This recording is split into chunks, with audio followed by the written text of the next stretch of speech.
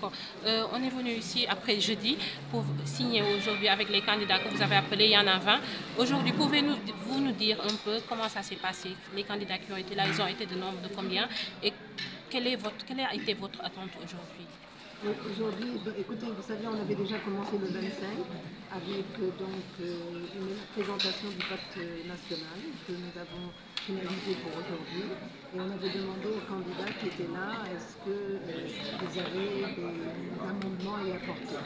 Donc, au vu de cela, on a vu qu'il y avait, quand on l'a fait, il y avait 8 candidats qui étaient là, effectivement, et qui ont adhéré donc, au pacte national. Par la suite, on a reçu des candidatures, d'autres candidatures, et le jeudi, c'était le 25, à aujourd'hui, nous en sommes à 10 candidatures. Et ce n'est pas fini, puisqu'on va continuer encore les signatures jusqu'au début d'octobre. D'accord. Il y en a qui étaient là le jeudi, qu'on n'a pas vu aujourd'hui, et d'autres qui n'étaient pas là, qui sont venus aujourd'hui. Quel est votre regard aujourd'hui par rapport à ça? Parce qu'ils sont 20 et il n'y en a que 12 et il y en a qui avaient donné leur parole. Je pense que 12, c'est une bonne chose. C'est déjà plus de la moitié des 20 candidats. Hein. Bon, on ne sait pas même si on n'en aura pas d'autres après cela, mais je pense que quand même c'est une bonne moyenne. Et si vraiment on arrive à ce chiffre-là, c'est réconfortant. Et vous avez espoir à ce qu'aujourd'hui, ces réformes des institutions soient acceptées et engagées par ces candidats-là? Enfin, s'il y a des candidats qui étaient là aujourd'hui, s'ils sont élus, parce que vous savez, le problème c'est là, s'ils sont élus président de la République et qui se sont engagés à ne pas respecter les conclusions des assises nationales et les recommandations de la Commission nationale pour la réforme des institutions. Et s'ils les appliquent effectivement, vraiment, ce serait une excellente chose. Et je pense que cette fois-ci, il y aura quand même un suivi, comme on l'a dit, qui sera fait par les membres de la société civile pour pouvoir en quelque sorte, dans un premier temps, veiller à ce que effectivement cet engagement-là soit respecté. Ensuite, en cas de non-respect, peut-être qu'on puisse un peu rappeler entre guillemets à l'ordre et si jamais il y a des problèmes, qu'on puisse essayer de voir comment faire respecter les engagements qui ont été pris. Est-ce qu'on peut le faire en Wolof? Peut-être vous poser une question, Oui, Madame la Présidente. En fait, je me souviens que, je pense que c'était en 2009, après les assises, le président de la République, Macky Sall, le président sortant, disait en son temps que les assises ne sont ni la Bible ni le... Je pense que, vous savez, chacun a son point de vue qu'il faut respecter, a son opinion qu'il faut respecter. Je crois que les personnes qui sont ici présentes sont des personnes responsables. Et il y en a pas mal aussi qui ont déjà travaillé au niveau même des assises nationales et puis donc de la CNRI. Et je crois qu'ils connaissent. Hein. Vous avez vu, il y a beaucoup qui ont dit, nous étions présents, nous savons, et qui connaissent quelles sont ces recommandations-là. Et je crois que une fois qu'ils seront élus, je ne vois pas pourquoi ils ne respecteraient pas cet engagement-là.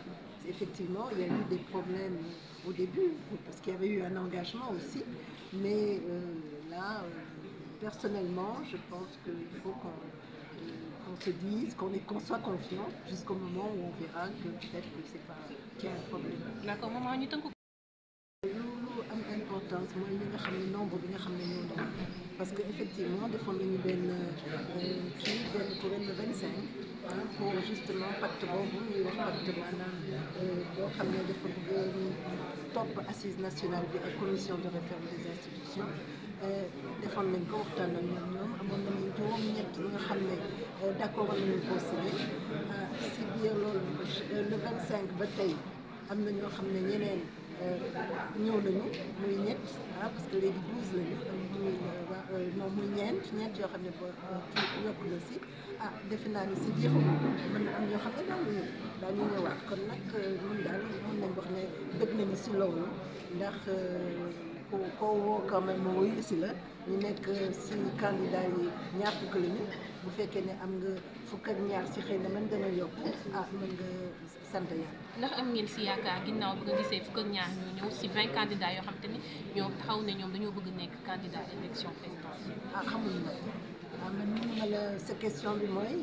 20 candidats la ñuy xaar ñoom ngeen woowoon fukk ak ñaar ñoo ñëw tey ndax am ngeen yaakaar ni tey doxalin dinañ mën a doxal ñi ngeen woo. non woowuñu woon fa dañu ne rek candidat yi nga xam ne bëgg nañu ñu topp conclusion assises nationales yi ak CNR yi bu ñu mënee mën na ñëw signé pacte mais nee na 20 yëpp ñëw waxuñu loolu ñun daal luñ si am ñu jël mais fii déjà bu fekkee ne si 20 yi am nañu au moins 12 c'est yaakaar nañu am na ñeneen yoo xam ne daañu ñëw parce que mënuma confirmer mais am na ay taux yoo xam ne bind nañu c'est gisuma leen si liste bi kon nag mën na yokku bu ñu amee loolu defe naa ne baax. ñu ngi doon wax tamit lu jëm ci effectivité bi maanaam lu ñuy def ba après ñoom ñiy def pacte signé ñu mun ko nangu accepté ko yéen nee nga du ngeen toog seetaan am na li ngeen di waajal. kon xam nga nag lu ñu tax bi nee nañu lu yëngu lu ko yëngal moo ko fa doon du dëgg wante léegi nag lu ñu tax bi ñun ba nga xam ne ñu organiser nii ay mag yu jëm ñu génn fi ñu organiser nii ñu bëgg rek suñu réew mi gën a jëm kanam kooku duñ ko seetaan.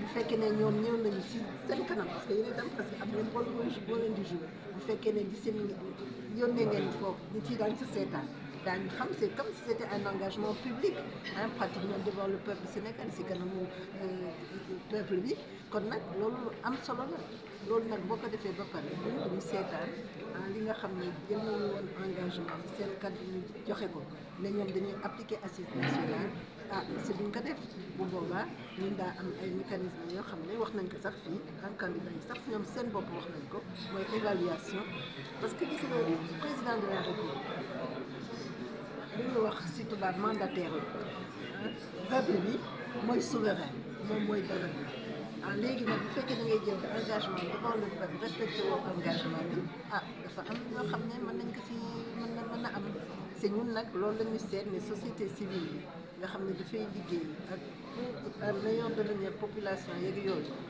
pour nga xam ne suñu institution yi nekk ay institution yoo xam ne yu am solo lañu pour que pour leneen lu bari yoo xam ne comme mënuma ko développer fii dafay yàq ñuy seet naka la ñuy mën a def évaluation naka la ñuy mën seet ndax effectivement ki nga xam ne ñëw na fii pratiquement engagé solennellement ne moom dafay respecter lii il faut que ñu def évaluation il faut que ñu seet loo xam ne mën na def ba ñu kii ko c'est bu fekkee ne sax ñoom deful am na kenn ku ko wax fii nee na xaw ma lampe rouge lampe verte ak kii xam nga loolu déjà bu fekkee ne dëgg la si moom c'est mu def ko c'est